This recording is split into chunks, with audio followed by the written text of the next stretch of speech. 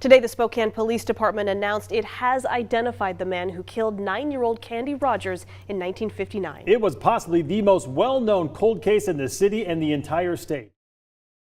On the afternoon of March 6, 1959, 9-year-old Candy Rogers left her home in west central Spokane to sell CampFire Mints in and around her neighborhood. As the hours passed, there was no sign of her return. Despair began to set in for her family as they feared the worst. And then, after 2 grueling weeks and many large-scale efforts to find her, a heart-wrenching discovery was made. Her lifeless body was found deep in the heart of the dense woods, far from the familiar surroundings of her home. Despite a long and tireless investigation by detectives, the mystery surrounding her death remained unsolved for many decades. But eventually, the truth was uncovered over 6 decades later. So, what exactly happened to Candy? Did she get lost in the woods and become prey to a wild animal? Or did she suffer a fate even far worse? Hi, and welcome back to Mysterious Hook. Today we are looking at one of the oldest cold cases to ever be solved, the case of Candy Rogers. But first, if you still haven't subscribed to our channel, please consider hitting the subscribe button and the notification bell so you never miss another video. So, without any further ado, let's dive right into this mystery.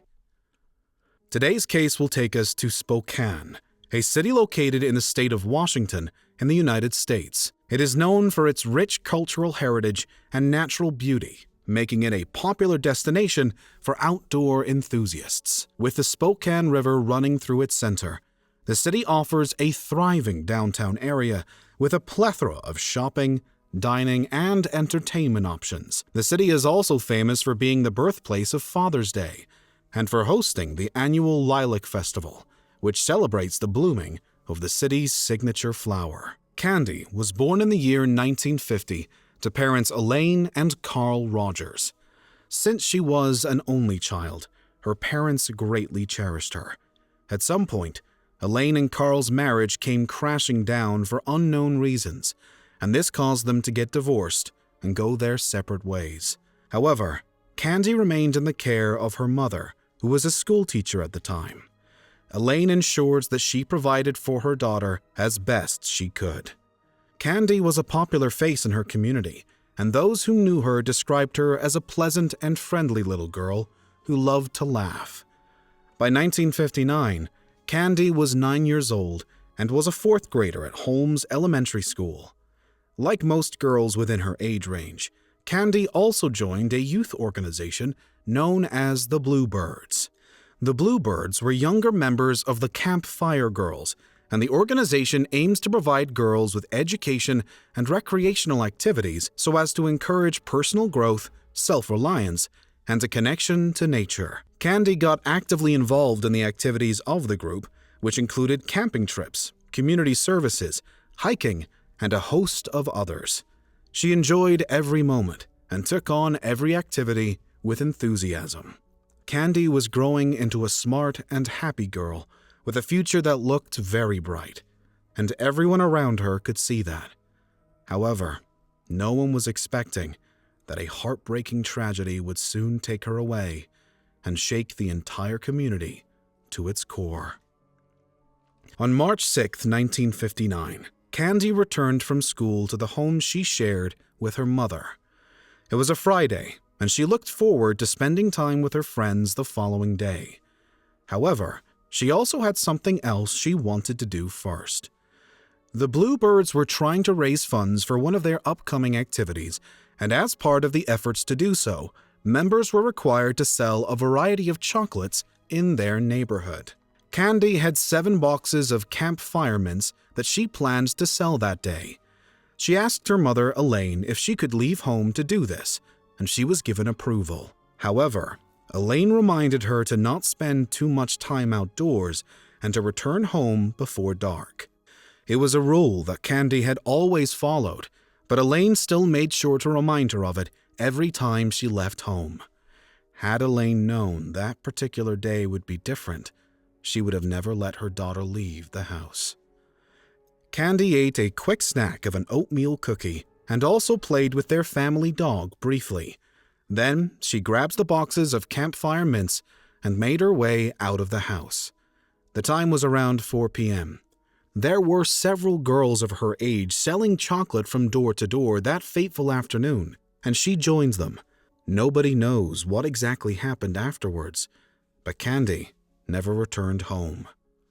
At around 5:30 p.m., Elaine began to get worried. She knew it was unlike Candy to remain outside this late. As the minutes slowly dragged by, it seemed like hours to Elaine, and she kept listening for the familiar sound of Candy's footsteps approaching the house, but they never came. At around 6 p.m., her anxiety had skyrocketed, and she was sure that something had gone wrong. She quickly informed Candy's grandfather, Stanley Newton, about the situation. Other relatives, friends, and neighbors were also informed that Candy had not returned home, and by 6:30 p.m., a small group of people were out looking for her.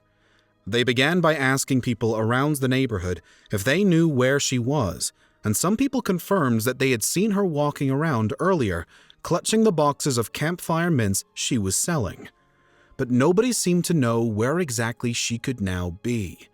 Around 7 p.m., Candy's grandfather Newton and his friends were almost hit by a speeding car, but managed to jump out of harm's way.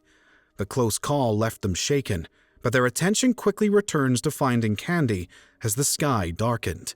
Despite the difficulties of searching in the fading light, the men held on to hope that Candy would be found safe and sound before nightfall.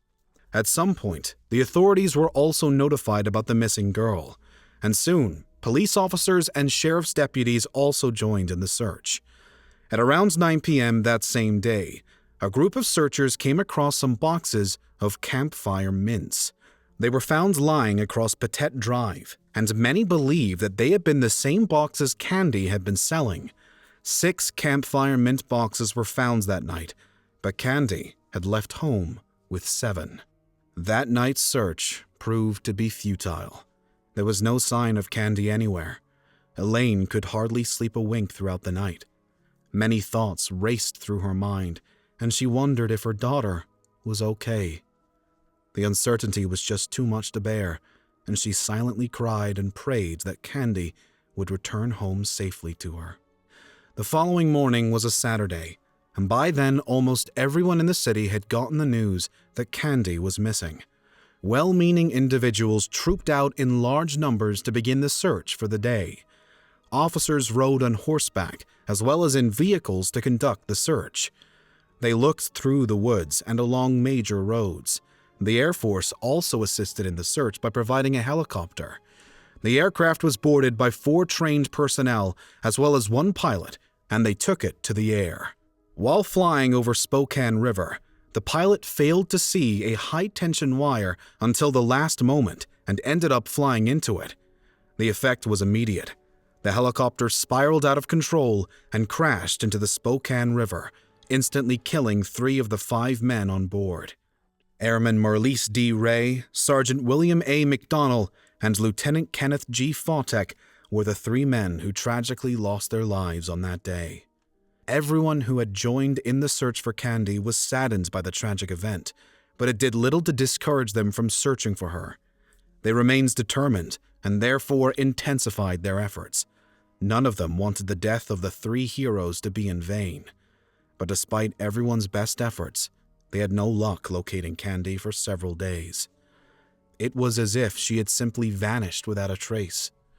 With each passing day that Candy remained missing, Elaine began to look like a shadow of herself. She refused to touch her meals and would constantly stare into space.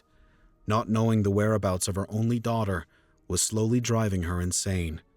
The burden on her heart was just too much to bear.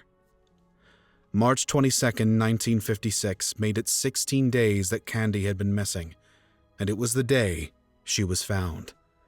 That afternoon, 2 airmen named Howard Lawrence and Richard Bergen were out hunting woodchucks in a wooded area about 7 miles away from Candy's home.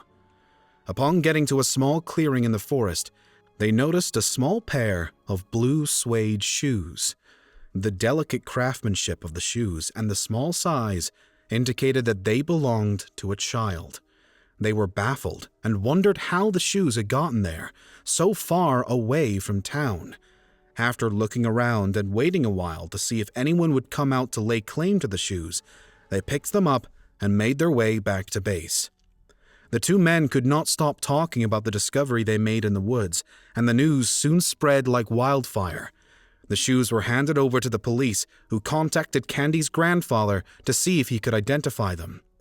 They had a strong suspicion that the shoes belonged to the little girl they had spent several days searching for. When Candy's grandfather saw the shoes, he told the police officers that they indeed looked similar to the ones she had worn in the past. With this confirmation, officers decided to focus their search on the area where the shoes had been found. Since it had grown dark, conducting a search would be difficult that night, and so they agreed to wait until the next morning. The following day was a Sunday, and by dawn, a team of officers and volunteers had arrived at the clearing where the shoes had been found. They immediately began looking through the area, but initially found nothing. After some time went by, one of the officers suddenly came across a small mound made up of brush and pine needles. He found it strange and decided to take a closer look. To his horror, it did not take him long to see a knee sticking out from under the pile, and he carefully brushed away the leaves to reveal the decomposing body of a child. He instantly recognized her as the little girl they had been looking for. The clothes she was wearing were torn in places, and when the officer looked at her feet, he noticed that they were bound. A torn strip of cloth had been used to do this. Also wrapped around her neck was another strip of clothing. The officer quickly alerted the other searchers, and soon after, the body was taken out of the area for an autopsy. Candy's relatives were immediately contacted and informed about the state in which she was found. Upon hearing that her daughter was dead, Elaine lost consciousness and had to be placed under sedation. More than 1,000 searchers who had volunteered their time, resources, and energy to look for Candy were shocked by the news.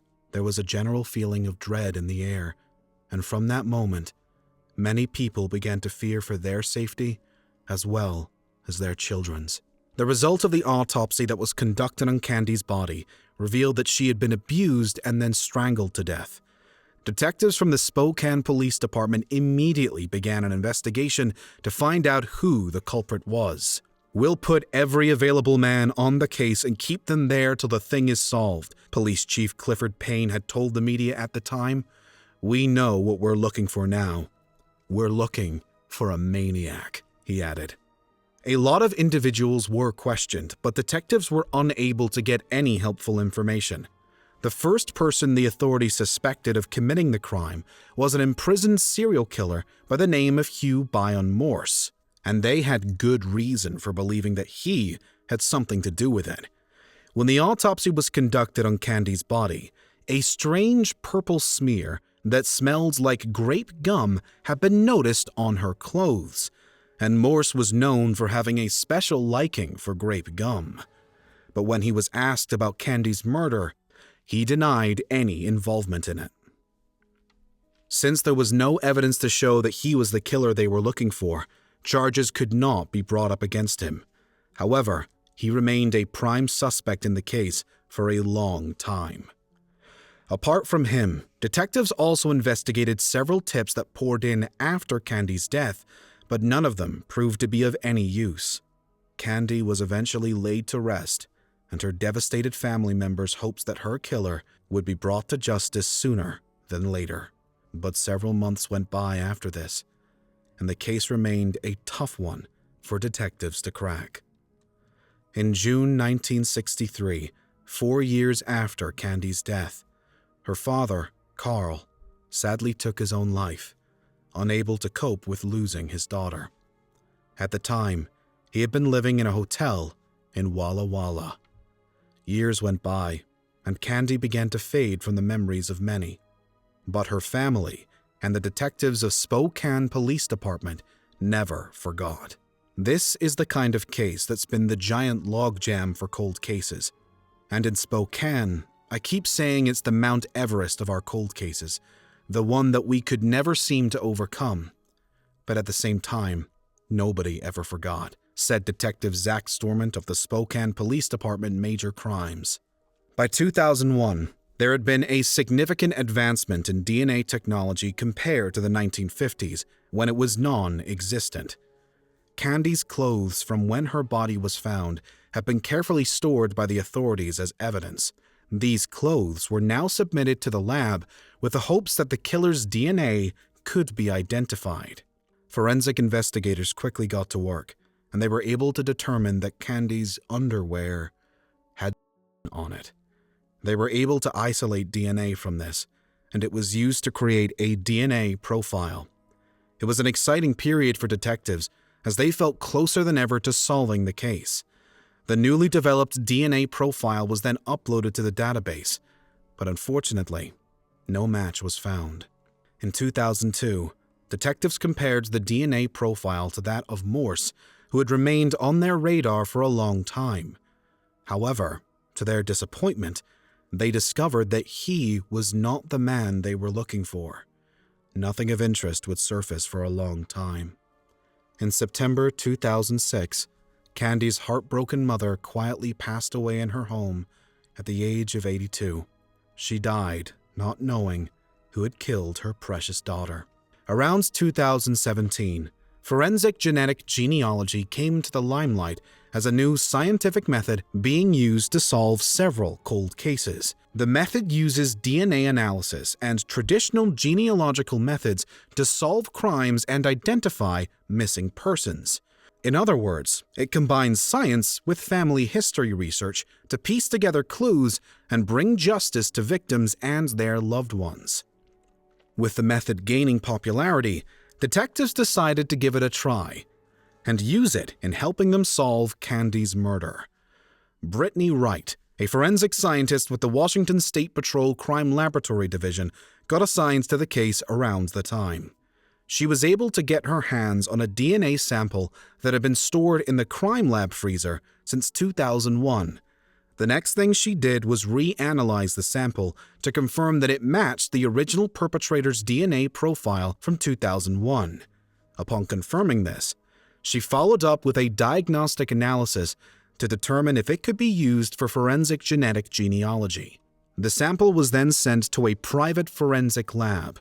However, this turned out to be a futile effort, as according to the lab, the DNA sample was too degraded to work with. Detectives' hopes were completely dashed when they were given the news, and they could hardly hide their disappointment. A year would go by after this before detectives caught a lucky break. They learned about a particular laboratory that could efficiently work with degraded DNA like the one in Candy's case.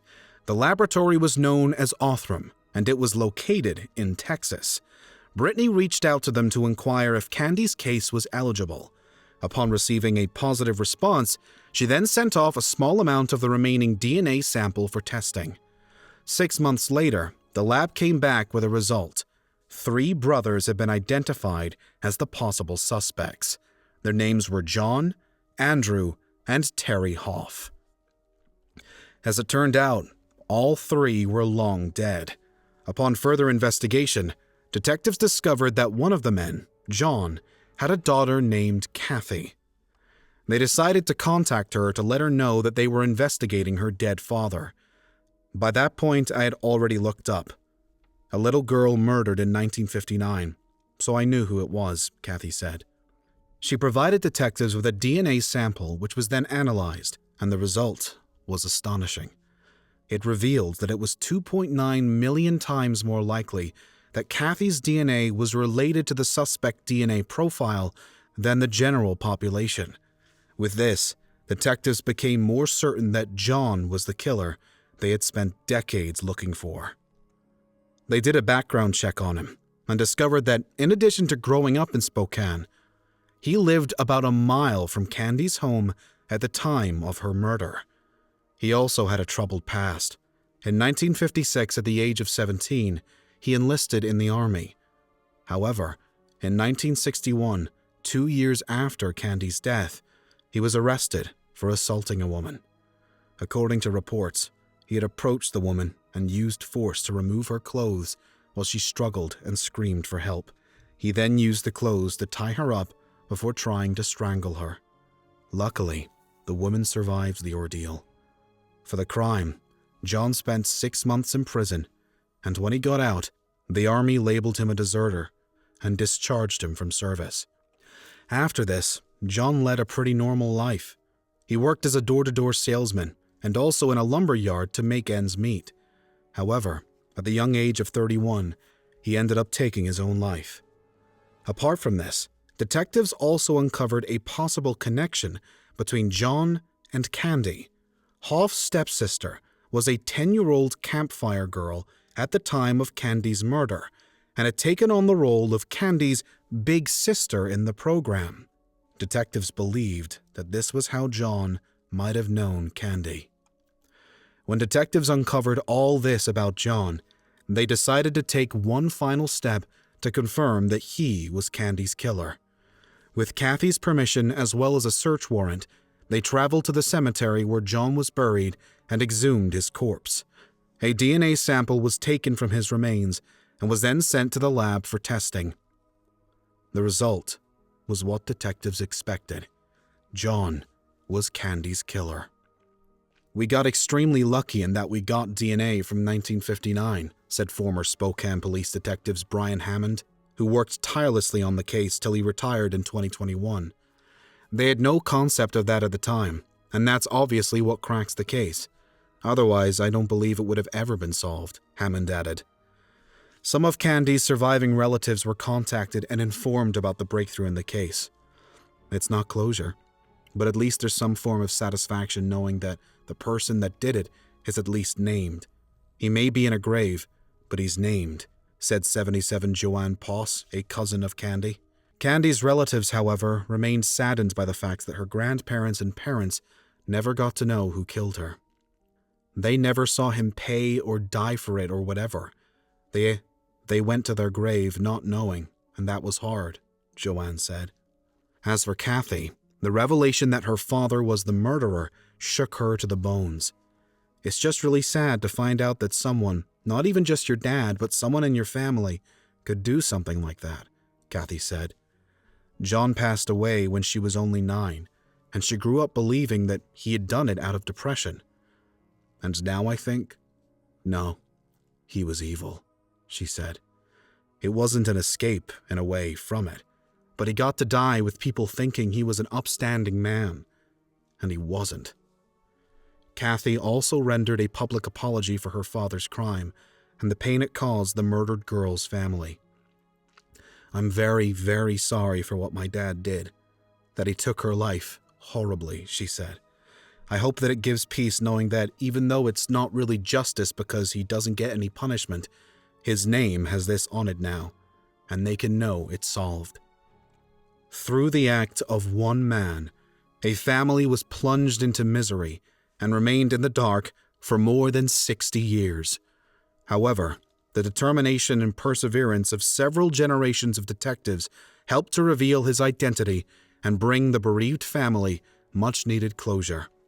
But do you think John's murder of Candy was pre-planned, or was it a random act?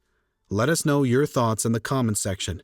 Do not forget to like, comment, share, and subscribe.